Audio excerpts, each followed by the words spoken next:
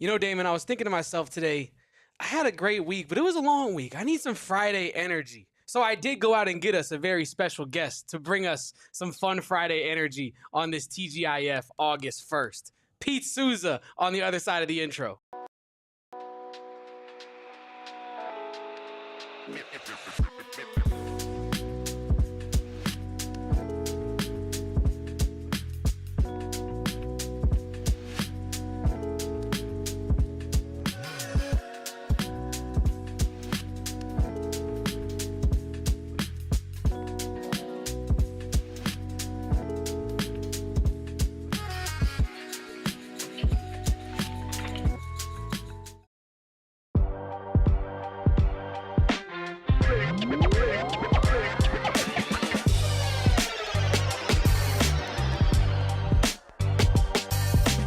Welcome on in, guys, to the AZ Wildcats Podcast. I'm your host, Damon Fairall. That is my guy, Kevin Thomas. And as Kevin alluded to, we're bringing some real Friday energy to this show. Happy Friday to all of those that celebrate. Excited to be here. Excited to talk with our friend Pete Sousa about a little bit of Arizona basketball and what to expect in 2025, 2026, as well as rounding it out, hopefully, with a little bit of football here as fall camp reigns on. But Kevin, the man is busy. He's he doesn't have all the time in the world. So why don't we go ahead and bring Pete Sousa on right away? Pete Sousa, of course, ESPN play-by-play analyst, as well as hosts the Pete Sousa Show daily. We are thrilled to have you here, Pete. We kind of connected with you over at Big 12 Media Day in Frisco, and blessed to make this work just a couple weeks in the future.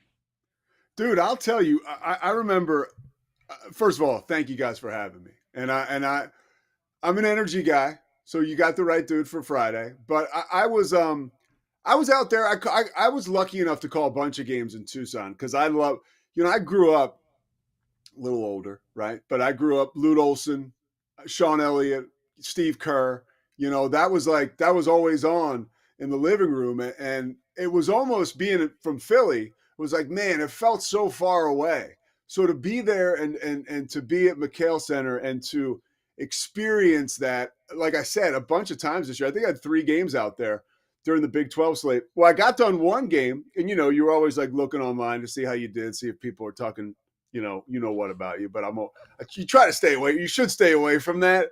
But I came across your guys' show, and I was telling Kev, it was amazing. I mean, the way you were doing it, the free flowing, the post game reaction.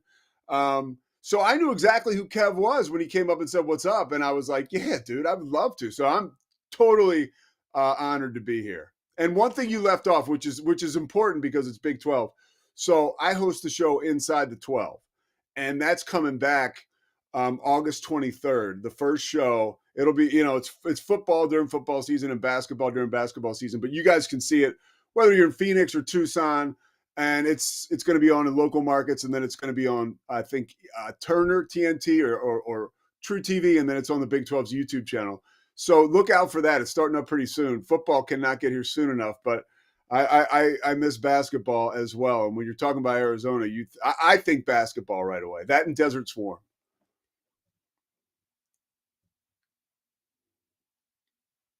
Hey, I think you're muted. I can't hear you. Hold on.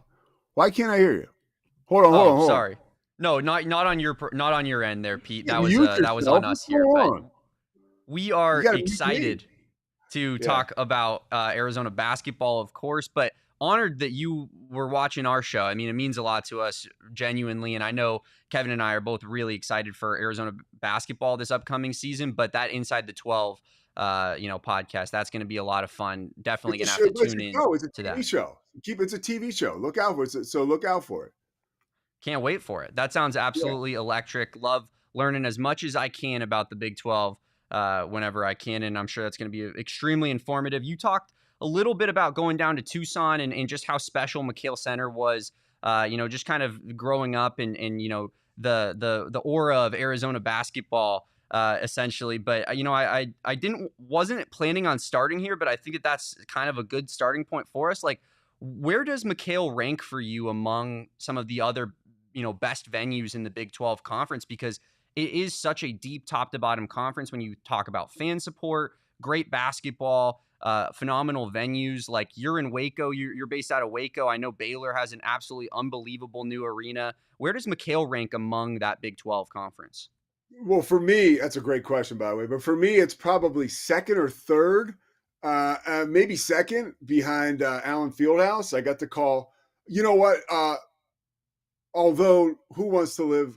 Look, I'm not necessarily saying Ames, Iowa is a destination. I don't think I'm alone in that, right? But that they do have a hell of a basketball arena, and like that Hilton magic is real. So Iowa State is up there, Kansas, and then for me, being just walking into McKale Center and having it live up to the hype. Because again, remember, like McKale Center was something I felt like I couldn't even touch as a kid. So to be able to walk in there, and by the way, they're going to have the, what is it, cactus or cacti, whatever you say, that's coming back to the floor this year. I mean, I will 100% get goosebumps next time I'm out there calling a game, and I'm calling it, with those on the floor, because that's what I grew up watching. But yeah, the fans meet the expectation with the arena. Like you could tell, like I knew Arizona was hardcore, but you remember now, West Coast teams, a lot of times people love being on the West Coast. It's beautiful. Like a sporting event can kind of fall down on the run of stuff to do because of all you can do outside. It ain't like that in Tucson. It's beautiful outside and it's beautiful inside that McKale Center. And you don't have to look for energy when you're calling a game there. It's built in. Some arenas you'll go to, you know the deal. You watch the games on TV, or you guys have been there. You just kind of have to, I got to keep my energy up because maybe it's baseball. It's the seventh inning and, nobody's here and it's kind of raining. That is, you are boom out of the gate at McKale Center. Yeah, it's truly one of the most special places to watch a basketball game, in my opinion. I can't say I've been to every possible venue out there that, ranks in that echelon, but it really feels that way, right? And I'm glad to hear that from like the more zoomed out perspective. Honestly, even the Cactus logo getting some love for returning to the court this year. Happy to hear all of that.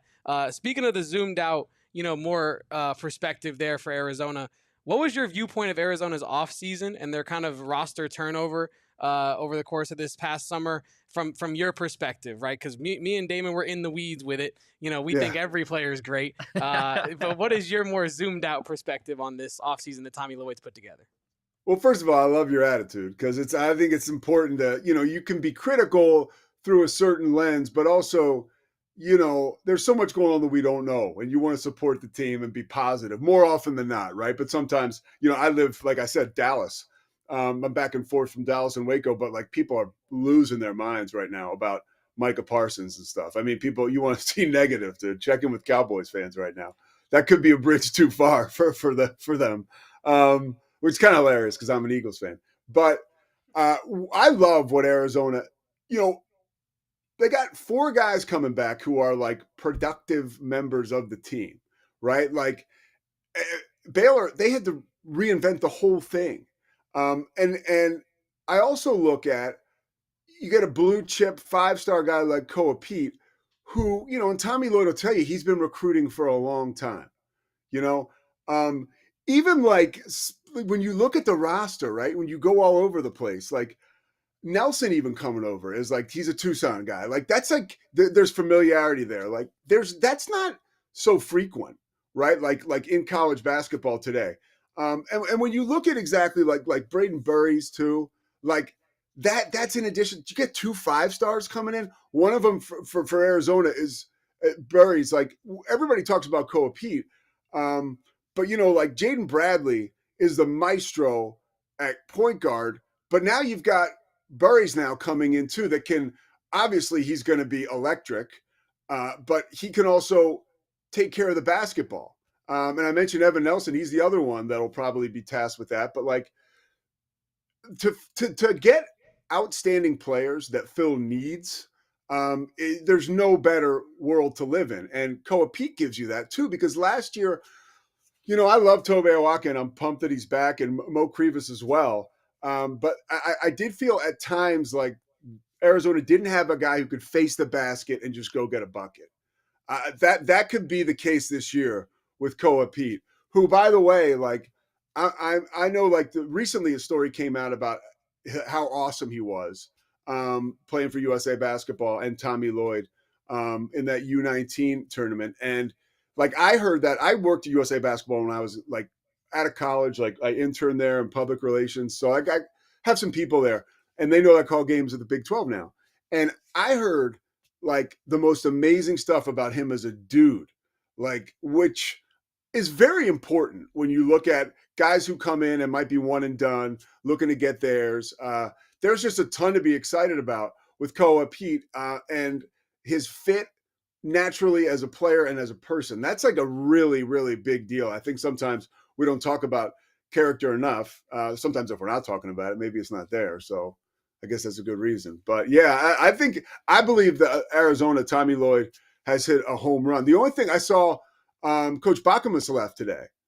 He's going, or a couple of days ago, going to Texas Tech, which is not so surprising because there's like Baylor ties there between him and Grant McCasland.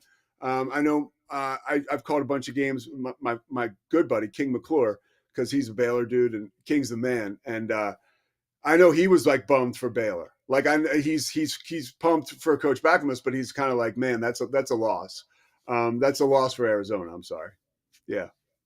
Yeah, Rem Bakamus is, it seems like he's been a staple of this basketball program since he joined, under Tommy Lloyd. And they have that established relationship from when Rem was a walk-on over at Gonzaga. Then he goes and becomes a GA at Baylor as a part of their national championship team. Rem was also out there coaching at U19 with Tommy Lloyd, with Grant McCasland. And you have to kind of probably think to yourself that maybe something was going in the works there between Grant McCasland and Rem during that U19 camp, but it's definitely sad to see him walk out the door. You talked a lot about Koa Peat and Brayden Burries, and there's also some other talented freshmen Arizona's brought in terms of Dwayne Aristode and Ivan Kharchenkov, Mobile Mawut, CD Gay, even like some of the international guys. What do you see from this freshman class in particular? Like what does it inspire confidence in you? Do you think that they have the ability to lead the line in such a talented conference as freshmen? Yeah, dude, there's no question. I mean, again, like, and Aristode's a great one to talk about as well. At 6'8", he's got like there's all kinds of matchup stuff for him. I think he's just a guy who can really, he's just versatile, like a jack of all trades, like somebody who I think can jump right in. Is he 6'8"? Do I have that right? I might have that wrong, but he's a jack of all trades. Yeah, okay. I believe he is 6'8", and I think he's like Carter Bryant 6. He's a little bit bigger than Carter Bryant from a muscle and from a frame standpoint. But yeah, 6'8", like 215 plus, right, Damon? Yep, on the money. Yeah, so that's a dude who can do so many different things for you, and he gives you versatility on the floor and making coaching decisions as to who we're going to play and when we're going to play them. Dude, it inspires a ton of confidence in me because, again, I really believe like the continuity, like that, to have those four key guys back and to be able to share some of the message, right, like of the success last year. And Tommy Lloyd has just done a fantastic job, obviously, since he's arrived in Tucson. I don't know that you could have a better offseason than Arizona has had, really, when you look at the Koa. I called a bunch of games at Arizona State, and you guys know this, but like the Koa Peat like recruiting was a bonanza. Like everyone was trying to get him. I remember I was told a story by somebody at Arizona State when I was out there to call a game that like Kenny Dillingham, you guys may have heard this, but I hadn't. So Koa Peat is on his official visit to Arizona State, and whoever Arizona State was playing, they're beating the brakes off him. And it's late in the game, and Kenny Dillingham knows that Koa Peat is at the game. So Koa Peat's brother plays for the Sun Devils football. I think Kenny Dillingham like gave him a carry. Maybe he like the guy's like an offensive lineman and he put him in the backfield or something like that. He was out of position. Like, look, dude, people were going pedal to the metal to try to get this guy, and that speaks volumes about Tommy Lloyd and the staff and Arizona. The fact that he's going to choose to stay, somewhat local, and go to Arizona. That's a coup, and that's a huge win. And when you look at that, and then after that, you look at Burries, and you mentioned some of the international guys. I mean, we're talking about a James last. I mean, how cool is that? And that's another thing too. Baylor's doing this a little bit, and I love what Arizona's doing. Bryce James will be a little bit more of like, okay, a wait and see, like maybe not instant impact. And college coaches are starting to do that now. They're bringing guys. You guys almost got him, and maybe Andre Iguodala Sr. didn't want him to go to Arizona because there might have been pressure or something. That's the only reason I could think of as to why you wouldn't go there. But like, he's another guy that like Baylor recruited, and he's not going to be like this instant house of fire. At least I don't think, or that's not what anybody's predicting. And more of these coaches are trying to find guys who they can build around. Guys who'll come back. Like a Jaden Bradley, an ADO, a Tobe Awaka, who they can continue to build with, because the transitional nature. When you have new guys every year, I truly believe, and you can't convince me otherwise, that Bill Self was like crouched down in that huddle last year at certain times, looking at those dudes being like, man, I don't even really know these guys. You know what I mean? Like, you're trying to get them to run through a wall for you. And it's not a knock on the kids. It's not a knock on Bill Self. It's the state of college basketball. And it's all good, dude. It's college basketball is still so amazing to watch. Probably the best it's ever been player-wise because of what we've witnessed here recently. But like, I just think it's brilliant. So yeah, I think it's a pretty cool deal. And you spoke to, the returning players for Arizona that have already made an impact for this program, and the impact freshmen that are highly touted coming in. When you add those two together, what do you get? Like, what do you think the floor and what do you think the ceiling is for this 2025 Arizona men's basketball team? I think it's great because when you have guys who, like, if you think about the guys who are coming back, right? Like Del Orso, Bradley, Awaka, like those are dudes who know their roles. Those are guys who they will lead the team on and off the floor. But when you step on the floor, these guys know what Tommy Lloyd wants them to do. They know what they're good at, playing in the Big 12. They know the league a little bit. Like, that is major. And I wouldn't just say that about and Krivas as well. But and Tommy Lloyd loves him. So it's very clear, like, there's a connective tissue there that can only help as far as I know my role. I'm going to go out there. I'm going to stay in my lane, and I'm going to produce. Like, Awaka's going to have a hard hat on every night, right? Jaden Bradley's going to just completely control and stabilize your offense as like a true dog point guard. One of the best defenders in the conference, maybe in the country. So, like, you have these known entities, and then you get to sprinkle in these superstars around them, a couple of five-star guys who can maybe find their footing around those dudes who are staying in their lanes. Like, to me, it seems like a real good look going into the season, at least. I mean, all this is speculation, but it's fun. And, you guys are just around it and on it and passionate about it like I am. And, from talking to people who are around these guys, around the coaches, you feel like you glean some info. And some of the info that I have been able to consume about Arizona is like, they're just looking awfully good. And to answer that question, Kev, I think it works out terrific. And that's not just my opinion. That's other people who know more than me. Who do you think that Arizona is among the favorites in the Big 12 or the favorite in the Big 12 going into this year? I mean, obviously Houston, runner-up season last season. Kelvin Sampson has such a good thing going there with that program. Kansas retooled, and you expect them to be better than they have been the last couple of seasons. Some other teams that I'm not mentioning right here off the top. Texas Tech, obviously. Where does Arizona rank among contenders in the Big 12 for you? I think they're right up there, the tip of that spear. I mean, you mentioned Houston, Texas Tech. I think they're obviously Kansas, and Arizona's right there. And I think one of the things that Tommy Lloyd and the Wildcats proved last year, I mean, guys, remember, I did you'll appreciate this just from like being able to kind of pull back and jump in the time machine. I did the first conference game that Arizona ever had in the Big 12. TCU came to Tucson. And I think the record was like not glowing at the time. I think you have sub 500 because of the preseason schedule was like just such a beast. And they went into the Big 12 at a deficit, and they emerged and found their footing and were able to take punches and distribute punches and just kind of bang with the Titans in the Big 12. And the reason I say the Big 12 specifically, like banging with the Titans, because there's a physical brand of basketball in the Big 12 that just wasn't there in the Pac-12. It's not a knock on the Pac-12, and what the conference was awesome at times. But Utah had a real problem with that coming into the Big 12. Like they were just kind of like, they kind of got pushed around. Arizona didn't get pushed around. So they kind of know the rhythms of the conference, which allows me to say, yeah, of course I think they're top 4 or 5. Now, the conference easing back, I think it's like 19 conference games instead of 20 last year, which honestly will help just about everybody. But the conference is still a meat grinder. And like you still got to go and you have to play on the road in Bramlage Coliseum, and you got to go to Hinkle Fieldhouse. I mean, like it's or Hilton. I'm sorry, it's Hilton Coliseum, and you better not be at Hinkle Fieldhouse unless you want to win the NIT.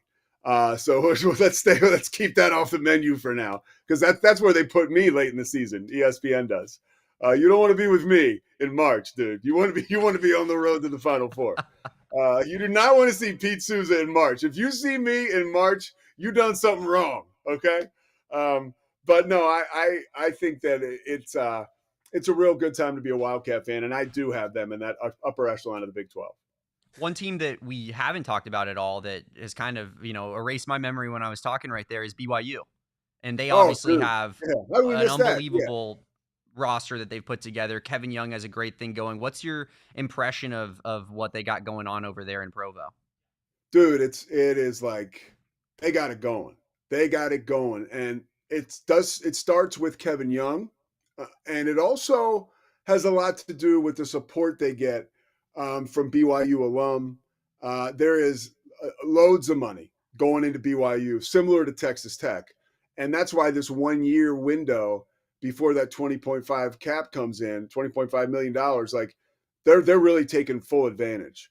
And even with the NIL deals that you'll be able to facilitate once that $20.5 million cap per se comes into place. And that's, by the way, overall sports, just so you know, the NIL deals are still going to be governed in a way that they weren't before. So you're just not going to have the opportunity to go gangbusters like Texas Tech has done. You see their football team, and BYU, obviously their basketball team, like AJ DeBonsa is just like an amazing player and just an amazing addition to BYU. But it's not all like the bells and whistles and the money per se. Like it's got a lot to do with Kevin Young. I mean, he's a scary dude if I'm a Big 12 coach, because he's got it going as far as everybody's all about the NBA development, right? And if you talk to, everybody I call games with, if you can get them talking, particularly former players, about Kevin Young, because once a basketball player gets to share time with Kevin Young, they are like bedazzled by his ability to break through to young people and to elevate their play and to help them get to the NBA. Like that, so that's a huge thing for BYU that they have going on recruiting wise, along with that financial support. BYU is definitely a team you got to talk about among the top contenders in the conference. And if you don't, their fans will come after you. But this is legit. We're talking about. You guys ever talk smack about BYU? Look out, dude. We did. And after the first game in Tucson, or was it the first game in Tucson? No, the second game. Yes. Towards the end of the year. Yeah, that's we needed it. Okay. Needed that W, and after losing that game, there was a lot of ASU or U of A and BYU back and forth, especially on our post-game show. Kevin happened to take a little bit of time off in that moment, so everybody was just straight at old Damon over here, just going after him. I wasn't even saying anything bad. If you went back and watched the show, I was just like, they got a great team. I really respect what they got going on. And all the BYU fans were like, how dare you, What's sir? funny about that interaction was earlier in the year during the first matchup, I made a preview video previewing the matchup, breaking down the X's and O's as much as I could of it. The BYU fans were very kind to me. True. They were like, wow, what a fair breakdown. Can't wait for the game, blah, blah, blah. And so I go on vacation for the second BYU game, and I'm like, we're all gravy. And I come back, and Damon's like, look like he's been through the war. I'm like, BYU what happened to you? BYU fans are misappropriated misappropriated frustration and anger. You remember we had that little scuttlebutt at the end of the game between BYU and Arizona in Tucson. Because I had the game after that. I had the Utah game in Tucson after that. But so like I remember there was a little bit of tension, like fan wise and stuff afterwards, and that was cleaned up, no problem. But I think that they were heated about that. So Dame, man, you were just catching strays. And I've talked about when we go back to hoops. We talked about on my show, the Pete Sousa Show. You can watch every day on YouTube, 10 a.m. Central Time. Don't ask me about time zone stuff because I'll screw it up, as Kev knows. I already got on here like 2 hours early. But when you think about Rob Wright was like, he like the deal was done with Baylor, and he is like he's up there with like he probably is better than Jaden Bradley, but he's very good. So BYU just poached Rob at like the 11th hour. And we were talking about that on my show because obviously it's strong Baylor group of people that follow the show and Texas and all that stuff. And he just the mention of it. Yeah, I caught some heat. Like I was like, wow, that was a shame that Rob just kind of left Baylor at the altar. Coach Drew thought they had a deal done, and I'm just reporting. And look out. They are. By the way, I left that off the list, dude. That place is amazing. You go to a game there, it is like they're not so much like present at the game, they're like unleashed. Like it is why, and it's all the way to the top every single game, and it's a big arena too, the Marriott Center. Like so, they have an amazing fan base. And you mentioned we're touched on BYU, we've touched on AJ DeBanza a little bit, as well as Koa Peat. Those are assumed to be the two top dogs in the conference coming in from a freshman perspective. Obviously, Kansas has Darren Peterson as well. He's kind of going under the radar because of AJ DeBanza and Koa Peat. But how do you see it kind of shaking out with the best incoming freshman? Do you think that Koa Peat is the best incoming freshman? Do you think it's AJ DeBanza? Where do you fall on this? That's back and forth. That's a question for my boy Paul Biancardi at ESPN, who I love to death. Like that's those guys for me. They're just both right up there. It's really hard to pick. I think if I had to, somebody, my life's on the line, I might say DeBanza, right? Here's a guy who you have to get so excited about for Baylor is Tunde Yesufu. That guy is like, I knew he was coming to Baylor. I knew he was good, but then I saw him play at Hoop Summit, and it was clear like he had that like dog we talk about. Like he wanted the ball, and he wanted it late. And honestly, that's actually a pretty good thing for Arizona when you talk about Dwayne Aristode too, because I was reading something about him, and he no pressure, no diamonds. That's what he says, and like that's what Tunde reminds me of. Like he wanted the ball late in the game, and you don't see that from freshmen too often, right? And you combine that with like a unique athletic ability, those guys are dangerous. So that's one guy that I don't think people are talking about too much. He's kind of below the radar that I think we'll be talking about a lot when the season starts. But yeah, and this is so cool for the Big 12, really. To have studs like this, young and old, makes the conference. We always talk about it, or I hear Brett Yormark talk about it, just like you guys. I'm not like in rooms with him, but like the conference is culturally relevant. It is so relevant culturally, which is really cool. Like the Big 12 is cool. And to have big time guys like that is pretty awesome.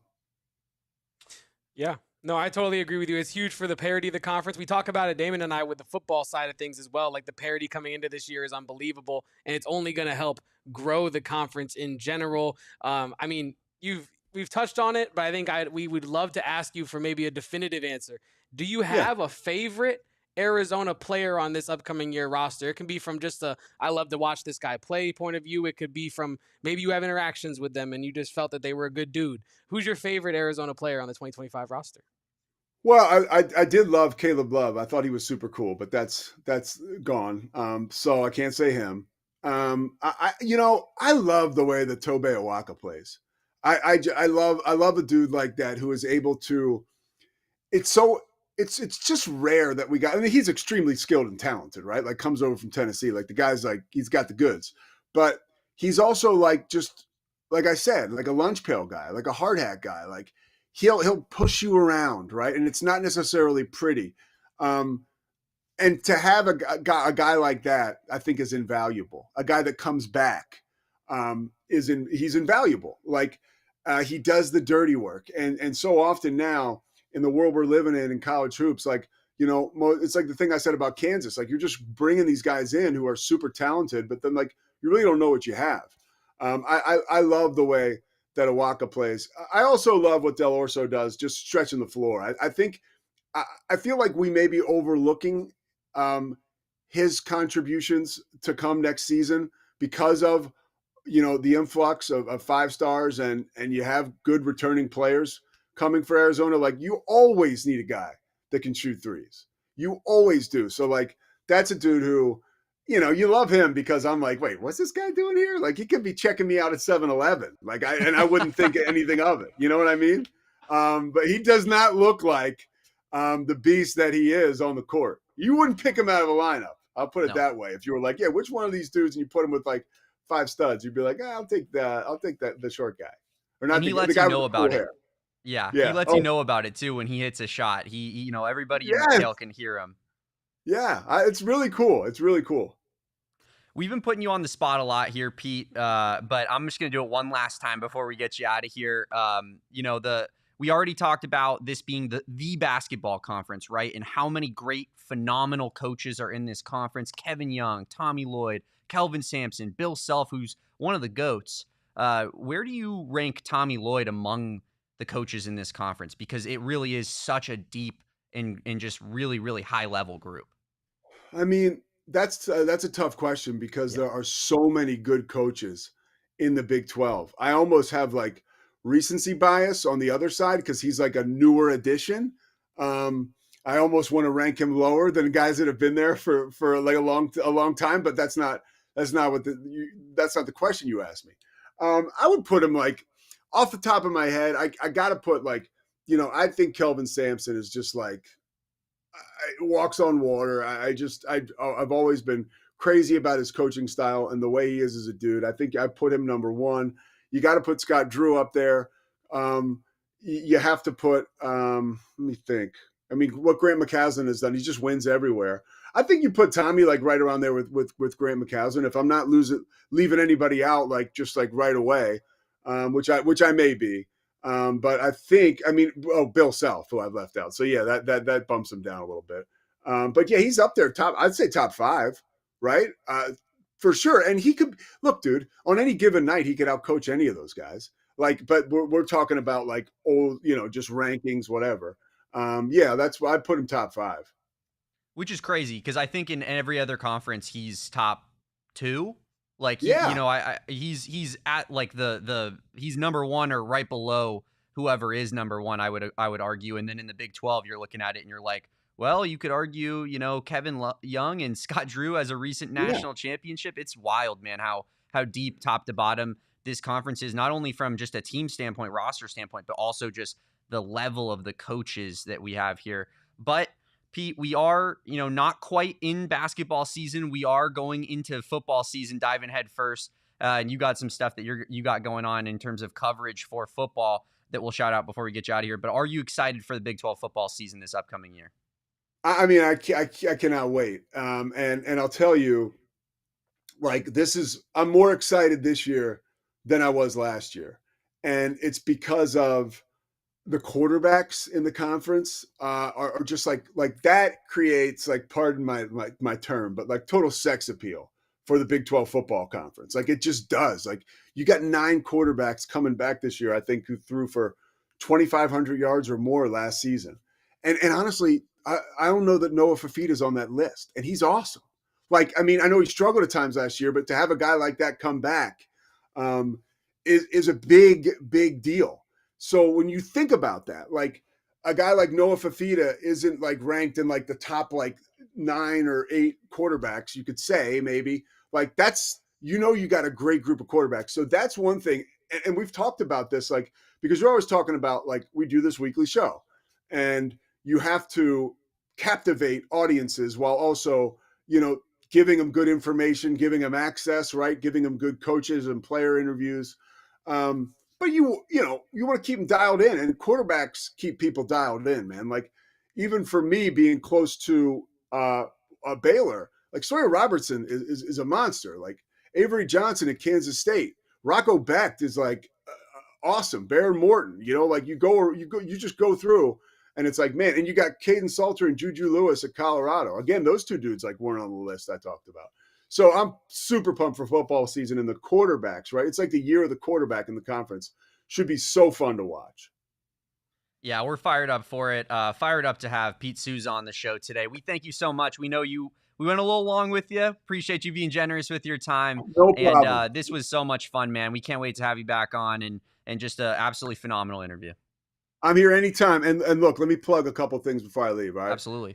One thing, this is a positive deal. So like 14 years ago, I was like out of my mind with alcohol and drugs. Right. And then I got sober. And I've been sober ever since. And if people are like struggling with that or whatever, you can always DM me. And there's a podcast I have. It's called The Payoff with Pete, Stories of Sobriety. Check it out. Hit me up if you have any questions about that. I think it's always fun to share that because before I got sober, I was a complete disaster. So people see me now and they think like, oh, like this is great. Like, first of all, I'm not a finished product by any means. You can probably tell by this interview, but also like, it's a long journey. So, it helps there if you need it. And I just wanted to share that with you guys. That's absolutely not you two specifically. I know you guys like to party, but you stay out of trouble. Not like you guys are like that. I'm talking about different people with real problems. All right. I want you guys to have fun. It's Friday. I'm never one to get in the way of a good time. Right? Yeah, we got that Friday energy going. No telling what the night could entail. But Pete, thank you so much. Check it. Be on the lookout for Inside the 12, which I believe you said August 26th is when it will be. I think it's going to be. It's the Thursday before that game in Dublin, so I think it's August 21st, and then I'll be calling a bunch of games this year. Maybe football. Maybe I'll end up in Tucson, which would be awesome. And I'll let you guys know. But yeah, stay on the lookout, and not hard to find on social media. But I appreciate you, Damon, Kev, man. Thanks for having me, guys. Yeah, for sure. Check out his work daily, Pete Sousa Show, as well as doing play-by-play for ESPN. His other podcast, helping people with sobriety. The Payoff with Pete. The Payoff with Pete, baby. Stories of Sobriety. Check it out. Absolutely, and the Inside the 12 as well show coming to you on your television during football season. So much stuff you got going on, Pete Sousa. But thank you so much for your time today, man. All right, fellas, take it easy. Unbelievable interview. We're going to break that down, Kevin, right after the break here on the AZ Wildcats pod. Well, I know one thing. Sober or not, you can do you at Gila River Resorts and Casinos. It is the best place to have a good time. Like I said, whether you want to be sober or whether you don't want to be sober, they got all the vibes out there, whether it be the Wild Horse Pass location, the Vikiva location, which I just relocated close to, or any of the other locations across the valley. Check out their BetMGM Sportsbook. Tatsuro Taira versus Park this weekend is the UFC fight night. Not the most glamorous, but you can make it glamorous at Gila River Resorts and Casinos at their BetMGM Sportsbook, where you cannot miss any action because they got all the screens that you need. So you do you at Gila River Resorts and Casinos. Visit playathila.com for more details. Love our friends at Gila. Love our friends at Empire Today. The only place to go if you need some brand new flooring. Guys, these are the flooring experts. These are not people that this is something that one of the million things that they do. You show up, some high school kid working a summer job is helping you at the computer, trying to find, some flooring potentially that you might like. No, these are the flooring experts, guys. They have hundreds, if not thousands of options from hardwood, tile, carpet, you name it. All types of colors and styles, anything that will fit your home. And their virtual floor designer is going to show you exactly what that flooring looks like in your home before you make a purchase that you just absolutely regret. Empire Today, they are the only place to get your flooring needs taken care of. And you can schedule a free in-home estimate today because some things are just better at home. PHNX listeners can receive a $350 discount with our promo code of PHNX. Yes, you heard that right. $350 off with code PHNX. Restrictions apply. Visit EmpireToday.com/PHNX for full details. Kevin, we did a lot of putting Pete Sousa on the spot. Now I'm going to put you on the spot. What was your favorite part of that interview? I think, honestly, okay, I'm going to start somewhere and probably get into my real answer. But I think it was the energy that he brought. He was so passionate about the Big 12, about just it being Friday in general. And that is, I think, what you love about Pete Sousa, right? He brings the energy. He brings that realness to it. But I think in terms of the Arizona basketball stuff, I think it was great to hear that it's not just us, Damon, that thinks that these freshmen coming in can really be impact players in not only the Big 12 conference, but in the nation. in the country as a whole, and it really feels that way. So it was nice to hear Pete Sousa say that it's not just me, it's not just you, it's not just Kobe in the chat, it's not just Big 12 fans, it's college basketball fans as a whole looking down to Tucson once again now and saying, like, they're building something real down there. And I heard Tommy Lloyd on the Andy Katz, I forget the name of his podcast, pardon me, but he did a podcast appearance with Andy Katz this week. Mm-hmm. And Tommy Lloyd spoke to the idea of, you know how Tommy speaks. He's like, I don't want to get out too far ahead of myself. But he did say that he feels that they're working on making a long run at a lot of deep tournaments, right? So he's looking at, obviously the big picture, but I think that it's nice to hear that it's resonating across the nation. People are picking up on it. People are noticing what Tommy Lloyd is building, and it feels real, right? Yeah, for sure. I absolutely love, he gave his answer of Tobe Awaka as like his favorite player. But I'll be honest, from talking to him, it sounded like it was Jaden Bradley. Yeah. Throughout much of the interview, he kept mentioning Jaden Bradley, what a dog he is, how he's like kind of the perfect point guard, especially when you factor in the experience aspect of things and just how much college basketball this guy has played. But I think my favorite part of the interview was him not being able to say that AJ DeBansta was better than Koa Peat, because I'm ready to start this back and forth. BYU fans, come at me. I want the smoke. I want the smoke. Early. We were talking about BYU fans being insane. Let's go. Show me. Because Koa Peat, greater than AJ DeBansta. I don't know if that's true. I just wishful thinking. But it is close, right? And it is really. It's way closer than I think people thought when you looked at if you were to just look at the final recruiting rankings and take a peek at it, like it's certainly a lot closer than that based off of what they did at U19 trials. Yeah, 1,000%. And also, if you just look at their paychecks, we don't really get to see Koa Peat's, but we know that AJ DeBansta's is really big. And so that carries a lot of hype with you, right? Mm-hmm. And so I think the longer you go throughout the summer, the more actual ball you get to see these players play as they prepare to join their college teams and compete in the Big 12 Conference, is you realize, damn, the number whatever player in the top 10 in the country is actually good at basketball, and Koa Peat can actually lead a program in his own way, even if he is looking to be a one and done. I'm going to reference it one more time, but in Tommy Lloyd's appearance on the Andy Katz podcast, he spoke to Koa Peat's maturity, right? And I know it seems like a tiny, tiny little story, but I think it alludes to the maturity and the pro readiness of Koa Peat, right? Just being in a professional environment. They were at Team USA U19 trials out there in Colorado. And, the grind of doing that for a coach like Tommy Lloyd and Grant McCaslin and Rem Bakamus as well is it's weeks away from your family, away from your team as well, away from your assistant coaches. It's hard. It's a grind. Mm-hmm. And it took place over Father's Day as well. And so Koa Peat, they're wrapping up this practice, and Koa Peat says, he cuts off Tommy Lloyd and goes, "Hey, coach, can I say something to end the practice?" And he goes, "Of course." And Koa Peat gets up there and says, like, from all the team, I just want to say thank you to the coaches for showing up on Father's Day. Like, you did not have to be here. You're away from your families. This is very hard. And it's a very small gesture, but he didn't have to do it. He's mindful of it. Yes. And even thinking about that after a practice where you probably worked pretty hard and you're not really you're probably thinking about, well, not if you're Koa Peat, but you're probably thinking about the cuts coming up. You're thinking about the opponents coming up, winning another gold medal. But you're worried about, hey, these people are sacrificing their Father's Day to help me develop. How can I thank them beyond just working as hard as possible? So Koa Peat truly is a special cat, no pun intended there. And I feel like, I love that. We're going to see. That's the corniest thing you've ever said that I've actually enjoyed. I love it. I do love it. But we're going to see Koa Peat, I think, compete for the best freshman title in the Big 12.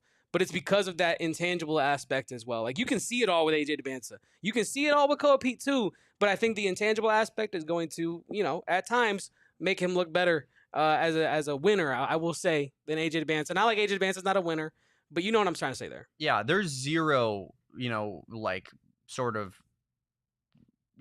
scare factor, I guess, from my perspective, that Koa Peat is not going to be like emotionally and mature, mature enough, right? Like, we know he's physically mature enough, but that's what makes Koa Peat special, is that he truly is that, that absolute professional mentality at 18 years old. And it'd be interesting, maybe when Arizona Basketball Media Day rolls around, to ask Koa Peat, how that has become brought about in his life. Like how has his upbringing shaped him in the way where he is this emotionally mature individual and athlete at such a young age, despite being an absolute superstar and probably, you know, just being the man at Perry High School. And like you can imagine, right? Like that's how it is when these guys are athletes. But Koa Peat didn't let that infect him in his mental. He stayed the exact same person all throughout. And that's where I have so much confidence in Koa Peat next season. Is just like, I know he's almost like molded in a Tommy Lloyd lab from a mentality standpoint. Yes. And like, I couldn't get any better than the way that Koa Peat is, you know, speaks, prepares, all that. He just seems like such a professional already. And honestly, frankly, you kind of need that these days in college basketball, because they somewhat are professionals. Like, they're getting paid real tangible amounts of money. And so having that money in your pocket, even, that's another factor. We know Koa Peat's not gonna be a problem getting a big paycheck because he cares about ball, right? And so you know, I'm all for that. Love Koa Peat. Love what we're, you know, hearing from Pete Sousa and national people as well in regards to what Arizona basketball has going on. Just excited for this upcoming basketball season, man. Me as well. And, you know, I think when we're talking about Koa Peat and his professional nature, and I'm not saying that we're out here being like, we're shocked that Koa Peat is this mature, but there's a little bit of surprise there, right? Like, just how pro ready from a mentality standpoint he is. I also I want to remind people, like, this is, I don't know how you want to cut it, but for my money, the winningest high school basketball player to ever play, right? And that's an unbelievable statement considering how long the sport has been around, but it's true. He's one of the most winning high school basketball players to ever play the sport. And I think when you're talking about that class of athlete, it is no surprise to me that he has this mentality. It is no surprise to me that he is focused on the future and is ready to do whatever it takes to develop into the best player he can before he gets to the pros. And then he starts getting paid the big bucks. And now it's about winning championships there and doing what you can there.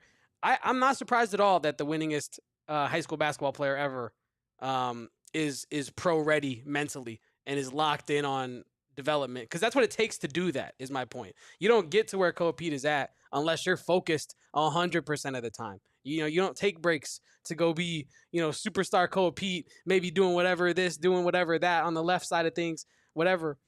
I just always impressed with Koa Peat, and I love this, not just us, like we've been alluding to. I also loved his portion about Brayden Burries early in the interview. Yep. You know, I think, you know, he was like, he kind of has experienced it similarly to how we have, even being in this Arizona seat. Like, Brayden Burries feels like he's going a little bit under the radar here, you know, going into this college basketball season. And he's a guy who's ranked higher than Koa Peat, whether that's, you know, the way it should be or not. And, you know, I don't necessarily have that same thought in my head if I was to do my own personal Damon Dog 2025 recruit rankings, but other people thought that are very knowledgeable and know a lot about the game. And, you know, I think it just goes to show that Brayden Burries is that caliber of prospect that might take some people by surprise somehow next season, despite being a top 10 recruit. It's wild to think about. I mean, we've talked about it in relation to the Bryce James commitment, right? Like, the star power in this recruiting class is unbelievable. Yeah. Because, I mean, again, I'm not trying to sound crazy, but it makes sense that a guy like Brayden Burries would be slipping under the radar. I would say he came in high on the radar, but he's slipping under because ultimately he didn't win a gold medal this summer, and Koa Peat did, and that's in our minds, and that's recent, and you're seeing Koa Peat with AJ Debanza, and now you have that association there. So just wait. Brayden Burries will have his time in the sun, but this is Koa Peat's moment in the sun right now this summer, and he's living it up, doing his best thing there. I also love, while we're on the topic of Pete Sousa breaking down our incoming freshman for Arizona, I loved that he had something to say about Dwayne Aristode, and I loved how glowing he was about Dwayne Aristode's hunger for the moment, I'll say. Like, his desire to have the ball in his hand when it matters most, because what is something that I believe you, Damon, identified as Arizona potentially missing next year without Caleb Love is that guy that just, hey, I don't care who's on the court with me, give me the ball if the game is on the line. Yeah. So if Dwayne Aristode is that guy, if he's cut from that cloth, great. Huge plus. And we talked about his frame. He's a bit more built right now than I think a Carter Bryant was, who comes in at that similar 6'6" to 6'8" wing range. Dwayne Aristode, I'm incredibly excited for, and he's another guy that slipped under the radar, but apparently not to ball nowhere like Pete Sousa. I think, the aspect of the go get a bucket that Pete Sousa talked about is interesting, right? Because even with Caleb Love, I think that you saw that be a problem at times last year. Because let's be honest, I mean, as good as Caleb Love is, and shout out Caleb Love for getting in the Ring of Honor. I believe he's the 34th player in Arizona basketball history to be, given that honor, and certainly deserved. Arizona legend, fan favorite, like all of the above, all of the accolades, all the superlatives. But he is slightly inefficient. We all know that. And, sometimes there were games where it just wasn't his night. Like, he's just missing shots, right? And it's like, you don't necessarily want him to just keep forcing the ball. You want him to play more all-around aspect. But when Caleb Love wasn't that guy to go get you a bucket, who did you have to turn to last season? Because it's not Jaden Bradley. It's not Tobe Awaka. It's not Henry Vesar, even though it felt like sometimes in the second half it was Henry Vesar because he just would turn it on and start dunking on everybody. But he's not here anymore. Damn, I'm going to miss that. Damn. Yeah, 100% I'm going to miss that. It definitely wasn't Carter Bryant, because Carter Bryant didn't want the ball in his hands, frankly. He just didn't have that spurtability, right? I think that he didn't have that aggression. Yeah. Okay. To be completely honest with you. No, yeah, you're right. I think I agree with you. I was just saying he didn't have that like quick, I'm gonna go score 8 points in the next 2 minutes. He probably doesn't have the handle to really drive to the basket like that. Correct. So I'm sure Tommy Lloyd wouldn't have wanted him to do that, but we all know Carter has the tools. It's just, would he be able to implement it yet? This season, I don't expect that to be a problem. I think Brayden Burries fits seamlessly into that Caleb Love kind of role as the volume scorer. I think Koa Peat is absolutely that face the basket, drive on you, get a bucket guy, because that physicality is going to be brought to the table. Koa has the ability to put the ball on the floor, to an extent. And I just feel like he's just going to be too much for people to defend at times. And that doesn't even include a guy like Mo Krivas, who you expect to help a lot with your half-court offense, being able to give him the ball with his back to the basket and let him work in the post. Like, Arizona's options from a half-court offense perspective, I think, are just so much better than they were last season. And that's what's really going to change the ceiling of this team, in my opinion, is the ability to have guys that can just go get you buckets, which last season it was a very collective unit. Everybody was great at playing in transition. That was the style that they wanted to play. Tons of athleticism on last year's roster, right? But this year you combine that athleticism with the skill and the playmaking ability to truly go get buckets. And that's where I think that we're talking about a completely different ceiling of Arizona basketball next season than what we saw last season. I mean, I'm with you 1,000%. I want to key in on this Koa Peat thing for a second, and then I'll break it back out to the bucket getter thing, because Koa Peat, not only can he face up, not only can he do all the different things on the offense, he can also back you down. He can post up as well. He's that big, and he's that strong. And I think when you have a player that can do it in so many ways, he's going to help that offense every time he's on the court, because there aren't going to be moments there. I'm sure you're going to have runs, that teams make where you go 4 minutes without a basket, but it's not going to be the frequency at which that was happening last season, where I think every post game, you and I were on the you were on the post game saying, like, how many stretches of 4+ minutes does Arizona go tonight without a bucket, because that was just the lulls of the offense. That 100%. That was happening nightly. And I think this year, again, one last reference for that Andy Katz podcast with Tommy Lloyd, but it was a great listen. It really was. Tommy Lloyd was giving out a lot of gems on there. He did mention how aggressive Koa Peat is and how aggressive he has been and how he continues to get more aggressive and he seeks out that contact. And I think that Arizona is going to find a lot more success getting to the free throw line this season, which will break up those monotonous moments where you're not scoring, because you're going to force teams to foul you. Yeah. Krivas is so big. Awaka is so physical. Pete is huge and he's physical. And we're going to talk a lot more about Arizona's offensive shot diet, I guess, if you want to talk about it like that, on the other side of this break on the AZ Wildcats podcast. Don't you go anywhere. And I want to talk to our friends at home about Pure Edibles. And as Damon has said, he's consulted all the AIs, and there's about 170 dispensaries in the state of Arizona, and Pure Edibles can be found in about 130 of them. So if your dispensary does not have Pure Edibles, don't worry, because Kick you it can to the find curb. one that does very easily. And like Damon says, get them out of there. But the finding of a new one will not be hard. Pure Edibles is in over 130 dispensaries statewide, and their gummies are not covered in disgusting sugar and artificial chemicals like their competitors. It's a full-fledged candy company, is Pure Edibles, that offers you gummies, kicks, which is like their Starburst equivalent, chews, kind of like a caramel kind of vibe there, and the hard candies for our elderly viewers. Pure effects are clearly listed on each tin, so you know exactly the effects of that candy, so you're not getting into something that you did not intend to get into. Pure was created right here in Arizona at Noble Herb Dispensary, the home of Pure Edibles, and it is now made in Phoenix, Arizona. They're designed to be ripped or bit in half, making them easily shareable and easy to dial in your exact dose. So go find yourself some Pure Edibles from the over 130 dispensaries statewide in the Freedom State of Arizona. Love our friends at Pure Edibles, the absolute only place to go find and take care of your edible needs. But guys, you see me wearing it right now. I got the Brandon Bills. Sheesh. Fire Brandon Bills hat on. Little cactus logo action, as Pete Sousa mentioned. It's going to be back on the court this year. No better way to support Arizona athletics than checking out the campus collection over at brandedbills.com. Guys, we got a promo code for you. It is BBPHNX, and it's going to get you 15% off your first order. They, of course, do other college teams. Who gives a crap? Doesn't matter to us. It's all about the U of A. And not only do they have a beautiful campus collection on their website, but they also have a beautiful campus collection that is exclusive to their Arizona bookstore locations, which is unreal, guys. Unreal stuff. Go check it out for yourself if you're in Tucson. Support some Branded Bills, or sport some Branded Bills hats, I should say, because they are truly taking over the Arizona athletics scene. Every time I go to an Arizona athletics event, all I see is Branded Bills all over the place, and for good reason, man. The most comfortable headwear in the business, whether it's a snapback, trucker, fitted beanie, or even a t-shirt, Branded Bills has you covered with performance and style. So like I said, head on over to brandedbills.com. Use our code of BBPHNX and get 15% off that first order. And like I was saying, Damon, before we hit our break, Koa Peat's aggressiveness, his hunger for the contact, I think is going to be huge for Arizona coming up in 2025, because there were times last year where, again, I don't want this to turn into the where Caleb Love went wrong in 2024 fest, because everyone knows that you and I loved watching the Caleb Love experience for the Arizona Wildcats, and it's going to continue to love it when he carries the Portland Trailblazers to an NBA championship.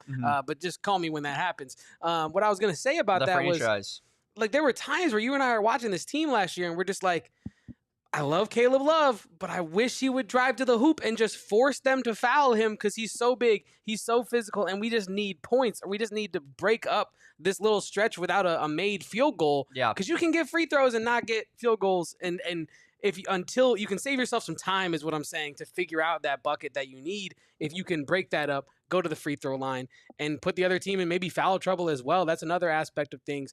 Arizona was just missing that this past season. And with the addition of Koa Peat, with the addition of Dwayne Aristode, with the return of Tobe Awaka, the return from injury of Motiejus Krivas, the physicality and the size for a team that already had a lot of physicality and size last year has only increased. And I'm really hopeful that they're able to increase the free throw amounts this year and really put teams on the back foot and really put them in the bonus early. I think Tommy Lloyd has been preaching about how he wants to be in the bonus by a certain minute amount this year in the first half and stuff like that. And I just think that the physicality is going to be turned up to 10 this year, Damon. Yeah, I'm trying to find out some information right here, Kevin, because I think that's a fun topic to kind of get into. Who is going to lead this team in free throw attempts this season? I kind of think all three are going to be newcomers, and I say that with quotes because I'm counting Mo Krivas. I just think that he's going to get a ton of shot diet. I think that's going to be a big portion of the offense. Otherwise, Tommy Lloyd wouldn't be bringing him back.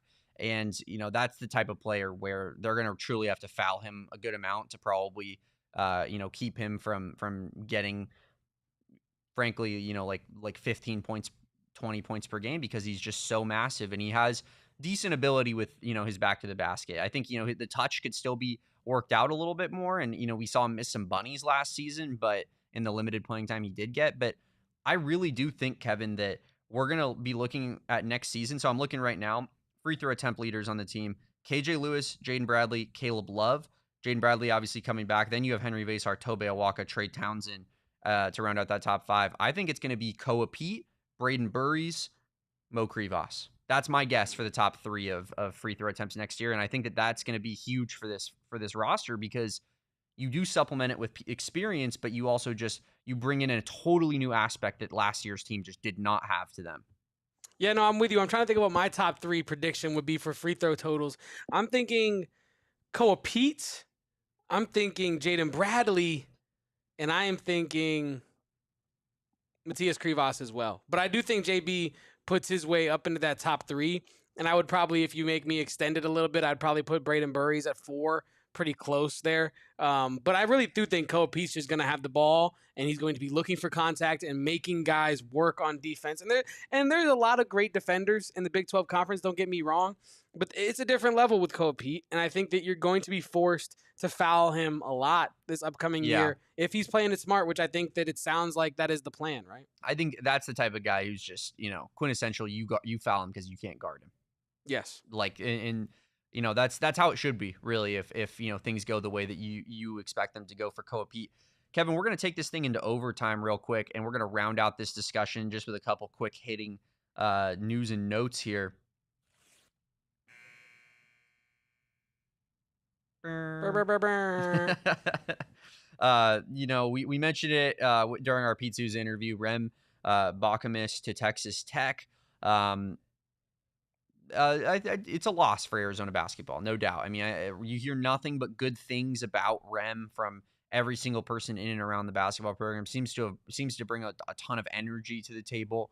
All the players shout him out too when you hear them talking about their interviews. He seems extremely close to all the players, and this is a big loss, man. And as I said, probably came together somewhat during that USA U19 situation because Tommy Lloyd brought Rem in with him along with Grant McCasland, but I'm also certain that Tommy Lloyd encouraged this move, and I'm sure it's seen as a step up in Bakamis's coaching career here. So, as much as it hurts as Arizona fans, I would imagine that internally at Arizona basketball that they're excited for Rem and his progression as a coach because you're never trying to hold people back that are in and around your program. You want them to succeed and get to new levels and so you can market that to other coaches when you have new opportunities. Hey, look, you're not going to stall out progress when you come to Arizona. You're going to find yourself in a new spot quickly. I think that's what we're seeing here, and it just sucks that it's in conference, frankly. That's really the only thing that I think that I'm like torn about is it's just like, damn, did it have to be Texas Tech? And also, how much money they paying you, bro? What's the bag looking like? Because it better be fat with that $40 million football payroll and I'm sure $20 million basketball payroll or whatever the hell they're talking about. Yeah, no, it's got to be a big bag, especially to take him away from a mentor like Tommy Lloyd, who has meant so much to him throughout his time as an assistant coach, as a grad assistant. And this is the message that he did leave when he, announced this today. He says, "I'm leaving Tucson with a heart full of gratitude. I'm forever indebted to Coach Lloyd for believing in me and giving me so many opportunities to grow and develop as a coach. To the staff, players, managers, and fans, I love y'all." And that is including our guy Kobe in the chat, who says that, Rem was always responding to him as well on Twitter there, Damon. And I think, you mentioned the idea that it's unfortunate big loss that he's for the Twitter account. Yeah, game. Huge loss for the burnerverse there. And just when you talk about him staying in conference, I'm not as much annoyed that he stayed in the Big 12 in general. I'm more bothered that he went to a team at the top of the Big 12, that Arizona is going to be competing with for seeding in the Big 12 tournament, right? With Texas Tech. And a coach as good as Grant McCasland, who already knows Tommy Lloyd as well as he does. Now he's about to get to know him even better with Rem on the one of his side chairs there. And so, overall, very unfortunate for Arizona basketball. We're very happy for Rem Bakamis, and it seems like the next step for him, the logical next step there. And like you said, you do as a coach, if you're Tommy Lloyd, and as a program, if you're Arizona, you want to make this seem like you are ecstatic about this move for Rem Bakamis, because it does. If you're Tommy Lloyd and you can create somewhat of I know this really isn't usually a term thrown around in football or in basketball. It's more thrown around in football, but like the coaching tree, right? The idea of the coaching tree, if you can be a destination for development for some of these younger assistant coaches, the brightest minds in the sport coming up, that it only benefits your roster and your program going forward. Because ultimately, you're never going to keep assistant coaches forever. That's just not the nature of the game, especially when they're young, like Rem is, and probably very aspirational, like I'm sure that he is. So big loss for Arizona's assistant coaching strengths there. They're going to have to regroup and get a new guy in there to add Brendan Chappell, who is the newest face on the sidelines for Arizona basketball. Goat. Yeah. Shout out to him and his Wi-Fi, which I know is stronger this time around. We're going to get that right for you guys. But yeah, that is my thoughts on the back of his signing to Texas Tech. Kevin, I believe you had something on some Wildcats playing overseas before we get out of here. Yes, I did. I also this was in part news and in part me wanting to see if Damon had any memories that he wanted to unleash tied to these players. But I saw this today. I actually do have something kind of funny, but I don't want to be disrespectful. But you can. No, you're good. Gabe York and Terrell Brown Jr. are 2 wins away from a TBT title, and the prize for that is $1 million split between the teams and the players and the coaches. It's the basketball tournament, the 64-team winner-take-all style, tournament there. And it's just a fun little story to see what Gabe York and Terrell Brown Jr. are up to, fighting it out for $1 million. Love Gabe York, Arizona legend, part of some really good teams, as basically, elite teams, but teams that had 6-7 man rotations. So every player on those rosters was deeply, deeply important to what they had going on. And even though he was coming off the bench, he was one of the only playable guys. Also just a really fun player, guy who just chucks threes and dunks on people's heads. Is there anything better than that? Like, it's like the ideal 2K player. Gabe York is, like a smaller guard. It's probably why he didn't really make it into the NBA, but just loads of athleticism and really good shooting ability. Yeah, 6'3", probably a little small for, a guy who is he's a combo guard, probably a little bit more of a shooting guard. But love Gabe York. Happy for that. Terrell Brown, I did not remember until I looked him up right now. Which is crazy because I have a really good memory, and I remember almost even walk-ons for Arizona basketball, and I was like, Terrell Brown. For reference, chat, I asked Damon a couple weeks ago now. I asked him hey, has there ever been a Arizona football player athlete to wear it was a random number? It was 55, I think, and he was like, Josh McCauley. Yeah, he was like Josh McCauley, and I was like. It was before I even finished the thing, and I was just like, "Wow, this guy knows ball. This guy knows ball." I know my cats, but I apologize, Terrell Brown. I had forgotten your short time at Arizona. He joined the Cats from Seattle. Once I refreshed myself, I remembered he joined the Cats from Seattle. He then transferred to Washington after his 1 year in Tucson. Kind of a guy who put up a decent amount of points per game, frankly. Was not at Arizona. At Seattle, he averaged 20.8 his last season there, and then he averaged 21.7 on Washington. But that Arizona basketball team, I think I've just tried to kind of maybe erase it from my brain because that was the that team wasn't horrific. Okay, yeah, that was the year before.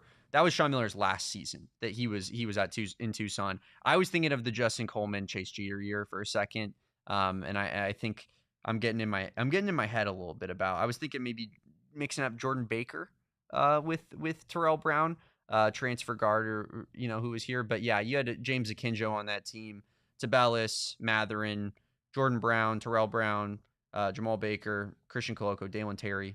Honestly, that team should have been better than it was. Yeah. 17-9, 11-9 in the Pac-12. 5th place in the Pac-12 is always horrific. Yeah, man. That wasn't a good season. That wasn't a fun time in Arizona basketball, and that's probably why I just erased all of that from my memory. But we are on to bigger and better things. Yeah, Kobe, that we've discussed this before, I believe, with Kobe in the chat, but me and Kobe experienced perhaps the absolute worst time to be an Arizona Wildcats student in terms of sports success. I got to see all the Kevin Sumlin years, and the only fun thing I really got to see was the Khalil Tate season, my freshman year of football. Then you, of course, had DeAndre Ayton with all those expectations, which led to an FBI scandal and tons of issues around the basketball program. Then you were basically horrific at basketball for Arizona standard for the ensuing years. And then Arizona football was, about as bad as it's ever been. That was brutal. We're on to better things, man. Tommy Lloyd. Thank goodness. He saved this athletic department. Seth Dagey, bring us home. You know what I mean? Yeah. Tommy Lloyd saved us, and Seth Dagey's, it's his turn to bring us to the promised land. Yeah. I'm with you. What a great show, Damon. That's right. Yeah, we imposed. That's why I thought of the team being bad, because we self-imposed a tournament ban, which maybe we don't make it anyways. I think it's hard to really blame the team because they know that they weren't going to play in the tournament. So maybe they win a couple more games and they don't finish 5th in the conference because there's a little bit more to play for there. But yeah, that's why I'm erasing that season from my memory because of the self-imposed tournament ban. As you should. Self-imposed tournament ban seasons is a good one to try to erase out of there because what are we playing for? It's kind of a smart move on Arizona's part to do it on a team that wasn't gonna really do anything. It reminds me of ASU being like, we cheated. And that's why we're going to make sure that we're not giving ourselves a bowl ban, or we're giving ourselves a bowl ban this year. And then they go 3-9 under Kenny Dillingham and they're horrific. And, they have a walk-on playing quarterback. Shout out the Borghese. Yeah, man, it's a good tactic to do it when on a team that you quite literally has no chance. No. Yeah. And I was about to say, it's smart for the program, but for the fans and the team, it makes it a very forgettable, let's just forget it. Let's just forget it and act like it never happened, kind of a thing. I also thought Jordan Brown was going to be awesome. Yeah. 5-star, man. I mean, you got to 5-star. You got to be hyped about a 5-star. You know what I mean? Chase Jeter was a 5-star. Yeah, but I'm saying you got to be hype about it at least. Yeah. The worst 5-star I've ever seen. All right, well, that's going to do it for us today on the AZ Wildcats pod. That was a great show, man. I really enjoyed our interview with Pete Sousa. Tons of informative stuff from him. Be on the lookout for what he's got going on. Pete Sousa Show daily.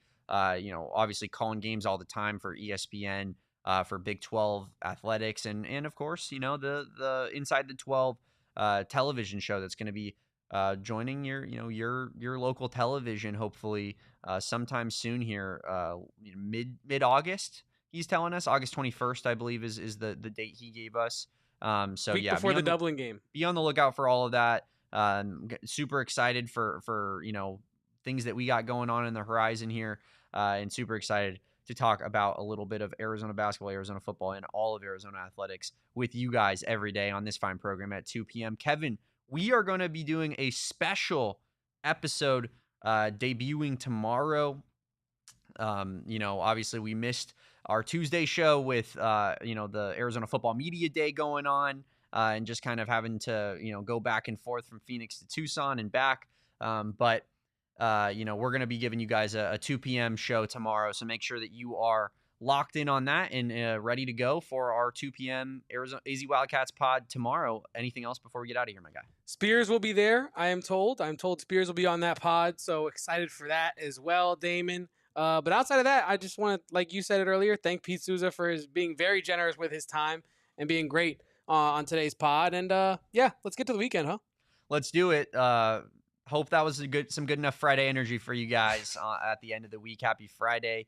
And of course, this is the AZ Wildcats pod. Make sure that you guys are throwing us a follow, throwing PHNX Sports a subscribe if you haven't done so already, and also hitting us with much needed likes, guys. You never know how much those likes help us out. So please like this video. Rate and review our podcast on the audio side as well, even if you're a YouTube listener. Goes a long way in terms of helping us. So go hop on that, whatever podcasting platform you use, give us 5 stars, throw in a little bit of a review.